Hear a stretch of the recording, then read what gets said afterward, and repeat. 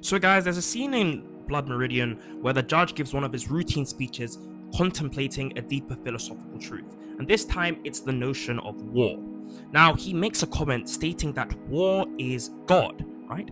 And I'm not gonna lie, when I read this initially, I had the immediate thought that to some extent he truly is right. When you think of any of the primal engines that essentially move forward the progression and advance the general growth of mankind, it always seems to be war at the helm. For example, when we look within history and look at, for example, the 20th century, we see an immense elevation of technology with the sole primary goal of the destruction of another human, of another country, of another people.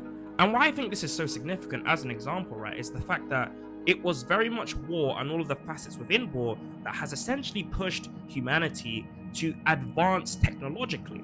And why technological advancement is so critical is the fact that technological advancement will get to a point historically whereby, well, in the future, whereby so many issues within real life have been fixed, such as healthcare, such as how one lives their lives, such as the very nature of sports and even entertainment.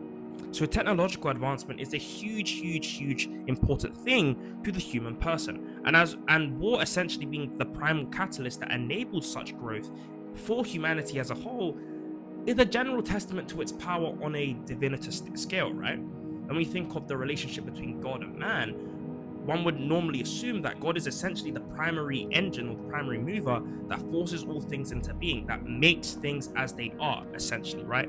The primary cause for all things. And essentially, war acting as this ultimately ensuring force that will enable some form of a greater advancement for human civilizations kind of shows that the judge is somewhat right here, or to some extent can act as some sort of a god over humanity. But then it also leads to another question. It grapples with that issue of what God actually means. War is also the greatest catalyst for literal evil and destruction within the world. So then, is war really God? Because then it grapples with another philosophical question, right? Is God the reason for all evil? Is God the reason for all the problems in the world? The notion of war as God is very much a grappling one, a thought-provoking one, and an interesting one.